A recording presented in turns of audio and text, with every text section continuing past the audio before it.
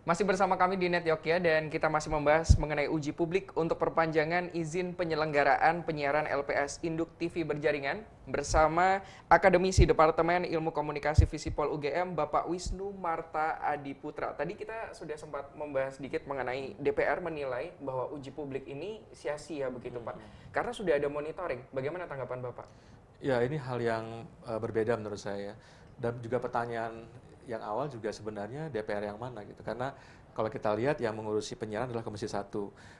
Terus terang yang kemarin bicara kan Pak Mahfud Siddiq ya. Ada juga Pak Tantowi yang dianggap menyampaikan bahwa uji publik ini ilegal. Tapi juga ada Komisi 1 yang mendukung uji publik. Sama uji publik kok takut? Justru karena di alam demokrasi semacam ini ya seharusnya mau mendengarkan publik gitu. Jadi juga saya sih tidak melihat bahwa DPR satu suara ya. Karena juga kontroversi itu kan juga dibangun oleh mereka sendiri. Mereka sendiri tidak satu suara. Dan tadi kita mesti lihat bahwa televisi itu adalah media yang paling syarat kepentingan politik. Kita tahu partai politik di Komisi 1 juga seperti apa dan seterusnya. Jadi saya kira kita masih melihat bahwa ini juga dinamika politik. Saya sih tidak melihat bahwa ini ilegal ya. Itu kan suaranya satu dua anggota DPR walaupun ketua komisi ya. Tapi tetap ini menurut saya legal dan memang didukung oleh undang-undang penyiaran. Dan sebenarnya beda ya, kalau monitoring kan proses yang ajak tuh, proses yang terus-menerus dilakukan oleh KPI untuk melihat isi siaran, yang nanti kemudian dapat masukan dari masyarakat. Kalau ini kan sebenarnya proses perpanjangan itu atau peninjauan kembali itu kan sebenarnya kan 10 tahun untuk TV dan 5 tahun untuk radio. Ini jadi ramai karena televisi ini kan besar nih yang sekarang ini, dan televisi ini kan televisi Jakarta yang besar nasional. Saya tidak pernah menyebutnya televisi nasional, tapi ini televisi yang kebetulan induk jaringannya di Jakarta dan bersiaran nasional. Sebenarnya nggak boleh gitu. Yang boleh bersiaran nasional hanya TVRI gitu, karena memang yang diberikan mandat oleh undang-undang seperti itu. Nah, menurut saya kalau misalnya memang prosesnya bagus ya, hasil monitoring KPI selama 10 tahun ini bisa digunakan gitu. Jadi hasil monitoring KPI selama 10 tahun lebih ini kemudian dari masyarakat bisa dikumpulkan untuk memberikan rekomendasi kepada pemerintah. Pak Wisnu selama ini melihat bahwa anggota Komisi 1 DPR RI yang begitu getol melawan adanya uji publik ini ada apa sih Pak sebenarnya? Ya kita tahu ya kepentingan politik tadi Mas dibilang bahwa sebenarnya ya itu wajar dalam negara kita. Ketika era demokrasi orang berbeda pendapat, berbeda ekspresi itu wajar gitu ya. Kalau saya lihat kan juga sama, Komisi 1 kan juga terdiri dari beberapa parpol. Kemudian kita tahu beberapa parpol ketuanya memiliki stasiun TV tertentu dan seterusnya. Karena pengalaman saya yang juga bersama teman-teman waktu itu judicial review untuk undang-undang penyiaran tahun 2011, kami kan RDPU ya, rapat dengar pendapat umum dengan Komisi 1, dan ya itu pendapatnya juga seperti itu. Waktu itu mereka protes gitu. Kenapa Pak kita harus mengatur kepemilikan gitu. Buktinya Berlusconi di Italia nggak masalah, Rupert Murdoch di Inggris nggak masalah. Dia ngomong seperti itu kan, saya tahu oh ini dari stasiun TV gitu, dari Parpol X gitu misalnya, dan kemudian nggak sampai seminggu kemudian ada masalah juga di Rupert Murdoch dengan Berlusconi waktu itu. Jadi kan ada masalah. Nah, masa kita mau ikut masalah itu gitu loh. Ketika politik sama media penyiaran ini sangat jadi satu. Mestinya ada pemisahan yang tegas gitu bahwa TV ini adalah media yang penting sehingga harus diupayakan sekuat mungkin independen, walaupun juga kita tahu tidak ada media yang independen sepenuhnya, tapi mestinya media berusaha sekuat mungkin untuk independen. Berarti kegetolan tersebut mengindikasikan adanya ketakutan seperti itu Pak kesimpulannya? Ya kalau kita mungkin tidak menggunakan istilah ketakutan ya, memang kepentingannya beda-beda ya, kepentingan politik gitu ya. Tapi kalau mendengar publik ya mestinya berani dong gitu. Orang era demokrasi kok nggak mau dengar suara masyarakat gitu. Di mana demokrasinya gitu. Pak, selama ini bukannya KPI sudah melakukan penjaringan suara masyarakat dengan kolom pengaduan, call center dan hal-hal semacam itu, mengapa masih perlu ada uji publik lagi seperti itu? Ya, itu kan hal yang rutin dilakukan gitu ya. Nah, sekarang memang momentum politik gitu. Pertama apa? Pemerintahan Jokowi JK itu dalam salah satu program aksi di Nawacita itu adalah menyusun lagi kepemilikan penyiaran terutama televisi agar lebih adil. Coba kita bisa cek itu nanti. Nah, sekarang kan kemarin juga pemerintahan Jokowi memanggil tuh para pemilik stasiun TV untuk apa? Untuk mengembalikan televisi media paling penting ini untuk berpihak ke publik gitu loh.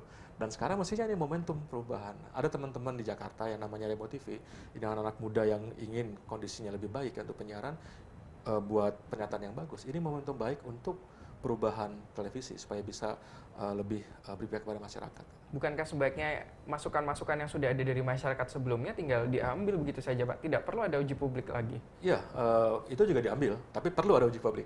Untuk apa? Dapat momentum politik. Buktinya kalau ini kemarin nggak ada uji publik, mungkin tidak seramai ini ya perhatian masyarakat ya. Tapi karena ada uji publik, kemudian ada perhatian masyarakat. Dari ini menjadi apa namanya isu yang kemudian diperbincangkan dan ini malah kemudian menarik banyak kelompok masyarakat untuk terus mengawasi. Sekarang tinggal bolanya di pemerintah, dalam hal ini Kominfo. Kemarin Pak Menteri Yudiantara sudah bilang kami akan meninjau kembali izin itu gitu. Sebelum kasus kemarin ya uji publik itu, dan sebenarnya pemerintah yang kita tunggu. Ini nanti mau seperti apa? Tapi kalau saran saya sebagai pengamat gitu ya, yang melihat dunia penyiaran ini ya mestinya nanti pemerintah tetap terbuka. Kan kita Terbuka dalam artian? terbuka ke masyarakat, hasilnya seperti apa, bagaimana apa namanya izin ini ditinjau kembali. Kalau memang bagus ya menurut pemerintah bagus ya silakan diberikan izin, tapi ada indikator yang jelas dan seterusnya. Dan kita semua sebagai pemilik sah frekuensi itu melihat gitu, mengetahui gitu. Dan kalau perlu diundang untuk mengawasi proses itu gitu. Karena itu tadi era demokrasi dan juga ada undang-undang keterbukaan informasi publik ya. Ini kan informasi publik, informasi kita bersama, mestinya kita diberi kesempatan juga untuk melihat. Selain pemerintah harus terbuka, apakah Bapak tidak melihat bahwa pemerintah juga harus lebih tegas lagi nih memberlakukan sanksi-sanksinya? Ya, kalau sanksi saya kira itu KPI ya, pemerintah kan mendengar minta masukan dan seterusnya. Kalau sanksinya kemarin nggak ada yang di ini kok, nggak banyak yang tidak dituruti kok gitu. Kecuali kalau masyarakat ikut gitu. Kurang tegas berarti ya, Pak? Iya, kalau masyarakat ikut seperti kasus Jogja Kota Bencana waktu itu, baru TV tertentu apa namanya takut ya. Sebelumnya lagi yang gulat itu Smackdown ditegur beberapa kali, nggak begitu menggubris gitu ya. Tapi begitu polisi masuk, masyarakat masuk, baru ya dihentikan dan seterusnya. Jadi memang saya kira juga ada faktor bagaimana ya beberapa stasiun TV ini tidak mau menuruti, dan bahkan ya sanksi kemudian diganti aja nama programnya gitu. Saya kira sebenarnya yang lebih tegas harusnya KPI gitu. Dan kalau misalnya memang tidak didengar ya terus aja digedor dan kemudian nanti ini diakumulasi untuk pemberian izin gitu.